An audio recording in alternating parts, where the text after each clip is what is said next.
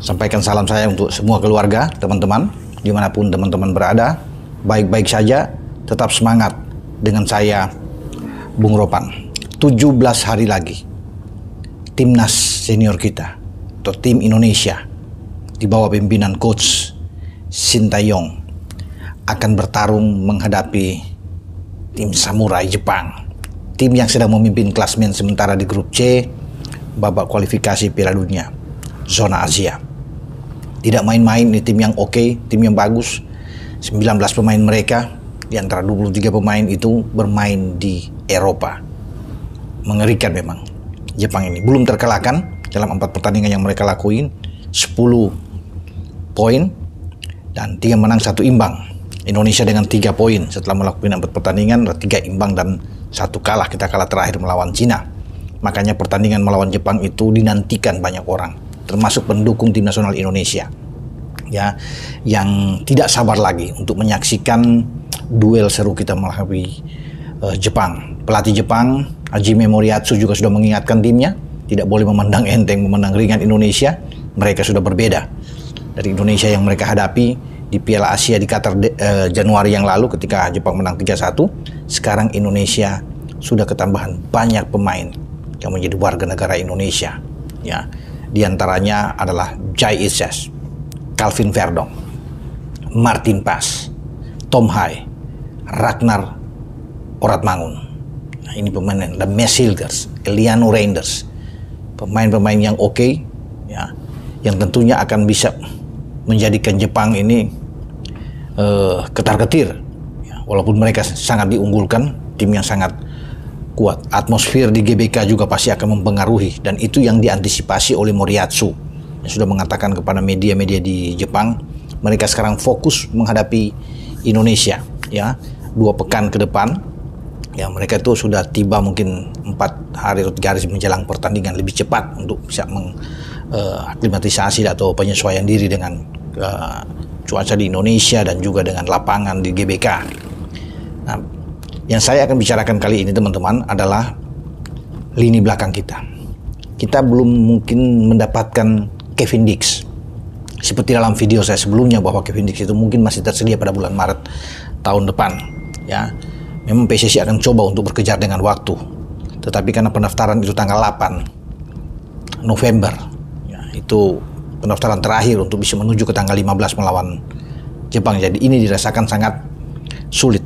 Tetapi kalau bicara pemain belakang, kembalinya Justin Hubner, ya, dia sempat mengalami cedera dan dia sudah merasa oke. Dia ingin cepat kembali untuk bermain bersama dengan timnas. Ini menarik karena kehadiran Justin Hubner ini akan membantu Jai Ises dan Mes Hilgers untuk bisa mengatasi serangan-serangan Jepang yang dimotori oleh Ueda di sana, Kamada, Mitoma, ya, Minamino. Ini kan amunisi-amunisi terbaik yang ada di garis depan untuk tim Jepang. Nah, makanya kembalinya Justin Hubner dan Jai Ises untuk bisa berduet ditambah dengan Mes Hilgers, ini yang pasti akan menjadi kekuatan bagi kita. Ya, tidak lagi akan menarik Calvin Verdong ke dalam seperti menghadapi Cina. Ada perubahan yang dibuat STY saat itu dengan 4 perubahan, ya, karena posisi dari Verdong diambil alih oleh Sain Patinama saat itu ketika kita kalah. Sekarang mengembalikan Verdong ke tempat asalnya, itu bek kiri.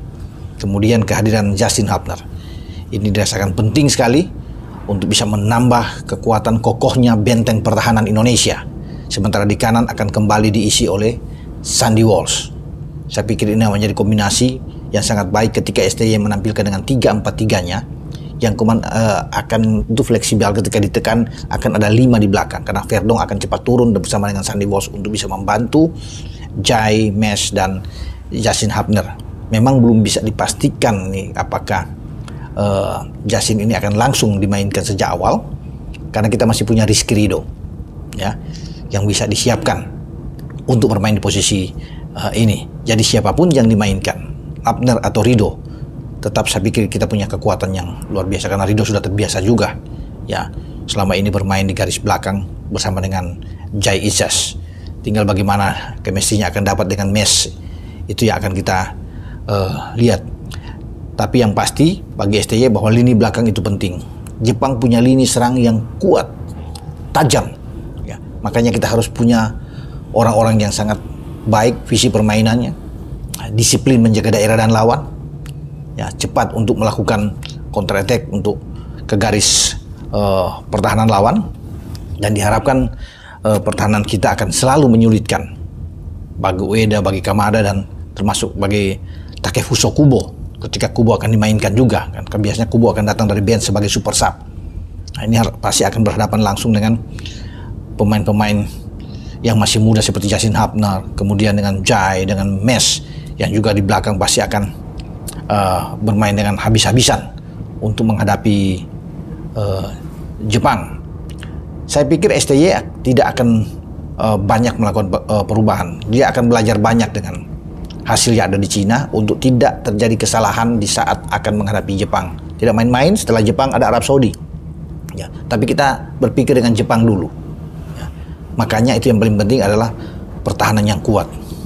Jepang pasti akan coba mengambil alih untuk permainan penguasaan bola mereka. Tapi kalau kita punya pertahanan yang kuat akan membuat mereka frustrasi juga. Itu yang nantinya kita harapkan bersama-sama teman-teman. Ya, soal nanti siapa yang akan diisi oleh STY di tengah itu adalah urusan STY karena kita masih punya banyak kombinasi ya. Ivar memang tidak bermain, akumulasi kartu, tapi kita masih punya Nathan Cho, masih punya Tom Hai yang bisa dimainkan lebih awal. Atau kalaupun ada perubahan, ketika masuknya Justin Hubner, Justin juga masih bisa bermain ke tengah, mendorong sebagai gelandang bertahan, dan posisi di tengah untuk back 3 back berdiri sejajar itu ada Rizky Ridho. Ya, itu yang juga saya harapkan yang bisa ditampilkan oleh STY karena tidak boleh bermain-main saat ini. Ini dalam fase yang krusial, fase yang menentukan buat langkah kita untuk berbicara sampai ke babak selanjutnya. Karena setelah kita kalah lawan Cina, tentunya kita harus realistis saat ini, mengincar posisi ketiga dan keempat. Itu wajar. Makanya kita tidak boleh kehilangan angka dalam 2 pertandingan di kandang. Ya, kalau kita sampai kalah melawan Jepang, kalah lagi melawan Arab Saudi, saya pikir berat langkah kita untuk bisa menuju ke fase selanjutnya. Makanya bulan November adalah bulan November yang sangat menentukan buat langkah tim nasional kita. Tapi kembalinya Justin Hubner, saya merasa bahwa tim kita akan sangat baik. Memang akan lebih kuat kalau Kevin Dix ada. Karena itu juga harapan semua bagi teman-teman ya. Saya juga sangat mengharapkan ingin melihat pemain FC Copenhagen ini. Tetapi sayang kalau dia belum tersedia. Namun apapun itu kita harus hadapi. Ada Kevin Dix atau tidak ada Kevin Dix, kita harus melawan. Kita harus tunjukkan, kita bermain di kandang, kita bisa. Sepak bola semua bisa terjadi. Dan itu yang menjadi harapan bagi banyak orang terhadap Jai Isyas dan kawan-kawan. Kembalikan ban kapten ke Jai, maka Bang Jai akan memimpin tim kita dengan baik, dengan visi permainan dia, reading the game yang sangat bagus. Ya, kedewasaan dia bermain sebagai leader, itu yang diinginkan oleh banyak orang. Sampai kita akan menyaksikan nanti duel melawan Jepang dengan hadirnya kembali seorang anak muda seperti Hubner untuk bisa mengisi posisi belakang bersama dengan Mes dan Jai, atau dia bisa didorong ke gelandang bertahan. Semua tergantung dari Coach Shin yang lebih tahu tentunya dan bertanggung jawab. Dengan saya Bung Ropan, ciao.